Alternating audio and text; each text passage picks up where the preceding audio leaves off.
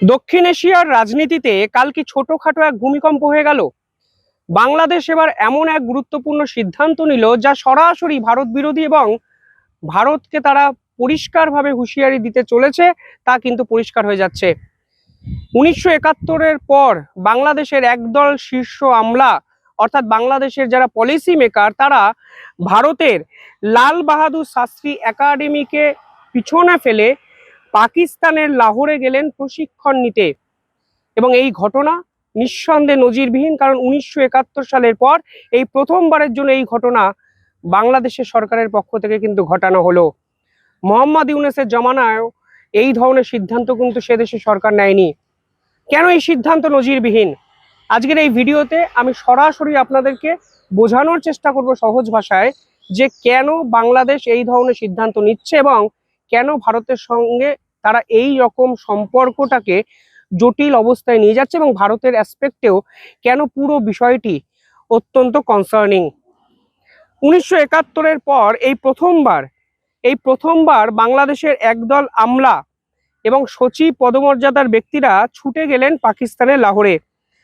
তারা কিন্তু এতদিন ধরে ভারতবর্ষে আসতেন, এরও কিন্তু একটা ঐতিহাসিক প্রেক্ষাপট আছে।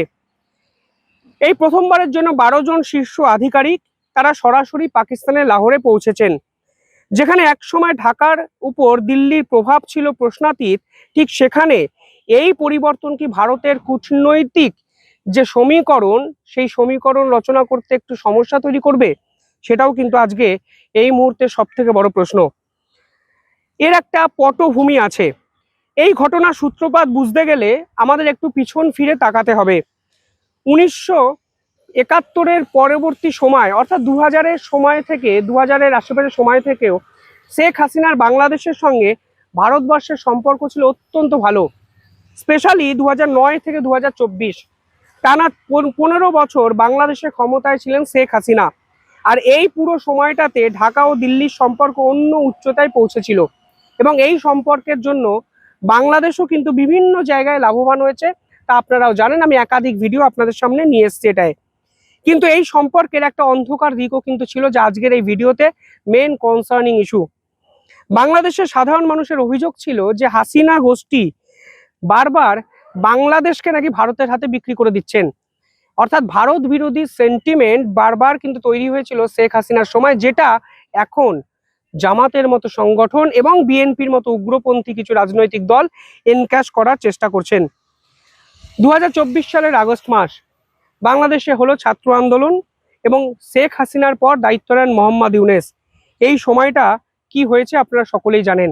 ফলে পরবর্তী সময় বাংলাদেশ যে খুব বেশি বদলে যাবে সে আশা আমরা কেউই করিনি, কিন্তু তারেক রহমান এসে পাকিস্তানের সঙ্গে সম্পর্ক আরও ভালো জায়গায় নিয়ে যেতে চলেছেন এবং এটি সাধারণত ভারতকে কড়া বার্তা দেওয়ার চেষ্টা তিনি করছেন। যদিও শেষ মুহূর্তে তিনি পারবেন না, তা কিন্তু আমি এই ভিডিও শেষে কেন পারবেন না বলবো আপনাদের।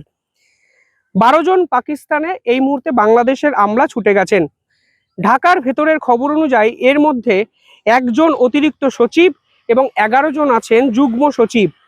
তবে সব থেকে গুরুত্বপূর্ণ বিষয়টা হলো যে এই 12 জন কর্তা অত্যন্ত সেন্সিটিভ কিছু ডিপার্টমেন্ট থেকে এসছেন, অর্থাৎ সংবেদনশীল বিভাগ থেকে এসছেন। 1 নম্বর বিভাগ হলো মিনিস্ট্রি অফ কমার্স, অর্থাৎ বাণিজ্য মন্ত্রণালয়। 2 নম্বর হলো জনপ্রশাসন মন্ত্রণালয়, অর্থাৎ মিনিস্ট্রি অফ পাবলিক অ্যাডমিনিস্ট্রেশন। 3 নম্বর হলো স্বরাষ্ট্র মন্ত্রণালয়, অর্থাৎ মিনিস্ট্রি অফ হোম অ্যাফেয়ার্স। 4 নম্বর হলো মন্ত্রী পরিষদ বিভাগ, ক্যাবিনেট ডিভিশন। এবার ঠান্ডা মাথায় যদি আপনারা চিন্তা করেন তাহলে দেখবেন স্বরাষ্ট্র মন্ত্রণালয় হলো একটা দেশের মেরুদণ্ড, অর্থাৎ আভ্যন্তরীণ যে পরিকাঠামো আছে, সুরক্ষার পরিকাঠামো আছে, তার 100% নিয়ন্ত্রক হলো এই মন্ত্রণালয়। আর এই বিভাগটি অত্যন্ত গুরুত্বপূর্ণ। আমলা এই মুহূর্তে চলে গেছেন পাকিস্তানে সিভিল সার্ভিস একাডেমি বা পাকিস্তান অ্যাডমিনিস্ট্রেটিভ সার্ভিস ক্যাম্পাসে। সেখানে তারা প্রশিক্ষণ নিচ্ছেন এবং সেই প্রশিক্ষণ শুধুমাত্র প্রশাসনিক এবং তুলনামূলক শিক্ষার ক্ষেত্রে সীমাবদ্ধ থাকে না। সেই প্রশাসন তারা আলটিমেটলি বাংলাদেশের সামাজিক যে চরিত্র, সেই চরিত্র বদলানোর চেষ্টা করবেন এবং সেটাই কিন্তু পরিষ্কার বোঝা যাচ্ছেন। এর মাধ্যমে পাকিস্তানের আমলাতান্ত্রিক এবং প্রশাসনিক ব্যবস্থার সাথে বাংলাদেশের নীতি নির্ধারক যারা কর্মকর্তা আছে তাদের একটি গভীর সংযোগ তৈরি হয়েছে। অর্থাৎ পরিষ্কারভাবে বোঝা যাচ্ছে বাংলাদেশ এখন পাকিস্তান যেভাবে চলে সেই আইনটাকে নিজেদের দেশে অ্যাডপ্ট করতে চাইছে। এবং এর আগে ভারত ও বাংলাদেশের মধ্যে যে আমলা প্রশিক্ষণের চুক্তিটি ছিল সেই চুক্তিটিকে তারা অগ্রাহ্য করতে চাইছে না। 2025 সালের পর সেই চুক্তি আর নতুন করে নবীকরণও করা হয়নি। ফলে আজকের দিনে দাঁড়িয়ে ভারতকে সাইডে রেখে তারা পাকিস্তানের অ্যাডমিনিস্ট্রেটিভ সার্ভিস বিভাগকে বেছে নিল শুধুমাত্র বাংলাদেশকে চালানোর জন্য। ফলে একটা জিনিস পরিষ্কার, পাকিস্তান যেরকম জেহাদি মানসিকতা সামাজিক স্তরে ইমপ্লিমেন্ট করতে শুরু করেছে, তা একইভাবে বাংলাদেশও তাদের সামাজিক স্তর বিন্যাসে কিন্তু করতে চলেছে। আন্তর্জাতিক মিডিয়া, তুরস্কের মিডিয়া টিআরটি ওয়ার্ল্ড একটি গুরুত্বপূর্ণ বিশ্লেষণ এক্ষেত্রে সামনে এনেছে। মার্কিন যুক্তরাষ্ট্রের জর্জিয়া স্টেট ইউনিভার্সিটির ভূ রাজনৈতিক বিশ্লেষক আসিফ বিন আলী তার মতে যে ঢাকার এই পদক্ষেপের মাধ্যমে দিল্লিকে একটি মৃদু কিন্তু অত্যন্ত স্পষ্ট কূটনৈতিক বার্তা দিতে চেয়েছে। বার্তাটা হলো বাংলাদেশি আমলাদের প্রশাসনিক এক্সপোজার বা প্রশিক্ষণের জন্য ইন্ডিয়া আর একমাত্র গন্তব্য নয়। অথচ এই বাংলাদেশ 1 মাস আগে ভারতের হাতে পায়ে ধরেছিল জ্বালানির জন্য। তারা আবার এটাও বলেছিল যে রুশ থেকে ভারত তেল আনুক, ভারতের থেকে তেল কিনবে বাংলাদেশ। সে সময় ভারত কিন্তু জ্বালানি দিয়ে বাংলাদেশকে সাহায্য করেছিল। আর এখন দেখুন সরাসরি পাকিস্তানকে তাদের দেশে ডেকে এনে ভারতকে হুমকি এবং হুঁশিয়ারি দেওয়ার খেলা এই বাংলাদেশ করছে। অর্থাৎ পরিষ্কার বিশ্বাসঘাতকতা। আজকে আর কোনো সংশয় কিন্তু এই খবরের পর থাকলো না। বিশেষজ্ঞরা বলছেন যে এতে ভারতের সঙ্গে হয়তো সরাসরি যুদ্ধ ঘোষণা করা হচ্ছে সেটা নয়, কিন্তু লো কস্ট ডিপ্লোম্যাটিক মেসেজ হিসাবে বাংলাদেশ এই সিদ্ধান্ত নিয়েছে, যেটা ভারতকে কিন্তু বিপদে ফেলতে পারে। শুধু তাই নয়, এই পুরো বিষয়টার মধ্যে আরো কিছু হিডেন জিনিস আছে যেগুলো আপনাদের সামনে বলা প্রয়োজন। ইসলামাবাদ এবং ঢাকা সাম্প্রতিক সময় একাধিক গুরুত্বপূর্ণ চুক্তি করেছে। সরাসরি বিমান চলাচল যা শেখ হাসিনার সময় বন্ধ ছিল তা তারা শুরু করেছে। ব্যবসার প্রসার, বিশ্বের এত দেশ থাকতে তারা ব্যবসায়ী কেন্দ্রবিন্দু হিসেবে পাকিস্তানের সঙ্গে ব্যবসা করতে শুরু করে দিয়েছে। ফলে পাকিস্তান তাদের অর্থনীতিকে চাঙ্গা করবে এই বিশ্বাস বাংলাদেশই ছাড়া এই মুহূর্তে যেখানে বিশ্বের আর কোনো দেশ ভাবছে না, তা একটা জিনিস প্রমাণ করে যে তারা জেনে বা না জেনে ইচ্ছাকৃত এই ধরনের সামাজিক অবক্ষয়কে ইনভাইট করছে। সবচেয়ে বড় চমক হলো ডিফেন্স এবং প্রতিরক্ষা খাতে দুদেশের মধ্যে যৌথ প্রযুক্তিতে তৈরি করা একটি যুদ্ধ বিমান নিয়ে চুক্তি, Chinese made J-17 black thunder, যেখানে ইসলামাবাদ এবং বাংলাদেশ একত্রে এই চুক্তিকে কমপ্লিট করেছে, যা দক্ষিণ এশিয়ায় ভারতের যে প্রভাব তাতে সরাসরি ধাক্কা বাংলাদেশ এবং পাকিস্তান একত্রে দিতে চলেছে তা কিন্তু স্পষ্ট।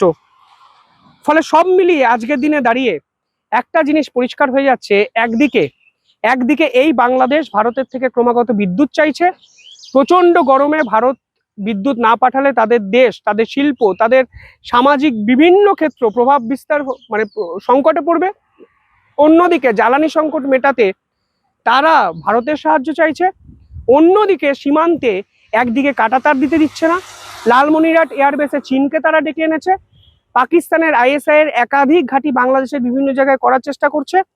এবং এবার দেখুন সরাসরি তাদের যে আমলারা এতদিন ভারতবর্ষে আসতো প্রশিক্ষণের জন্য, সেই ভারতের সঙ্গে সম্পর্ক তারা ছিন্ন করে পাকিস্তানকে নিরাপদ গন্তব্য হিসাবে তারা বেছে নিচ্ছে। মানে পাকিস্তানকে ব্যবসার জন্য নিরাপদ ভাবা কিংবা আমলাতন্ত্রের প্রশিক্ষণের জন্য নিরাপদ ভাবা, এটা একমাত্র বোধহয় বাংলাদেশ বলেই সম্ভব। বিশ্বের আর কোনো দেশ যা করে না, বাংলাদেশ এবার ঠিক সেটাই করলো। ভারত কিভাবে এর পাল্টা রিপ্লাই দেয় বা জবাব দেয় তার জন্য অপেক্ষা করতেই হবে। ভিডিও আসবে, আপডেট এলেই। দেখতে থাকুন দ্য ইন্ডিপেন্ডেন্ট বেঙ্গল। ধন্যবাদ।